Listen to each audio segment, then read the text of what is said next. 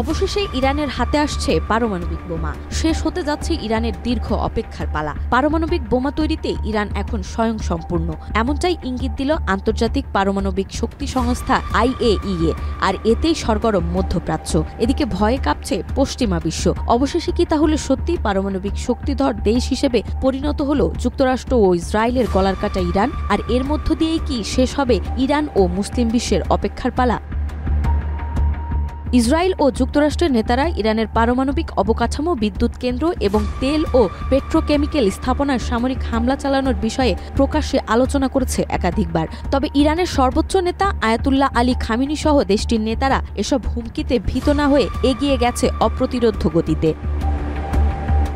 2 দশকের বেশি সময় ধরে ইরানের পারমাণবিক কর্মসূচি নিয়ে পাশ্চাত্যের সঙ্গে দেশটির সম্পর্ক অস্থির। ইরান বারবার বলছে তারা গণবিধ্বংসী অস্ত্র তৈরি করতে চায় না। তবে নিরাপত্তার হুমকি বেড়ে যাওয়ায় ইরানের রাজনৈতিক ও সামরিক নেতৃত্বে পারমাণবিক বোমা তৈরির সম্ভাবনা নিয়ে আলোচনা করছে। সাম্প্রতিক তথ্য অনুযায়ী ইরান এখন পারমাণবিক বোমা সম্পূর্ণরূপে তৈরি করেনি, তবে দেশটি 60% পর্যন্ত ইউরেনিয়াম সমৃদ্ধ করেছে, যা পারমাণবিক বোমা তৈরির জন্য প্রয়োজনীয় 90% সমৃদ্ধর কাছাকাছি। ইরান বিশ্লেষক বলছেন ইরানের বর্তমান পারমাণবিক কার্যক্রম মার্কিন যুক্তরাষ্ট্র ও ইসরায়েলের জন্য সামরিক পদক্ষেপ বিবেচনা করার কঠিন করে তুলেছে।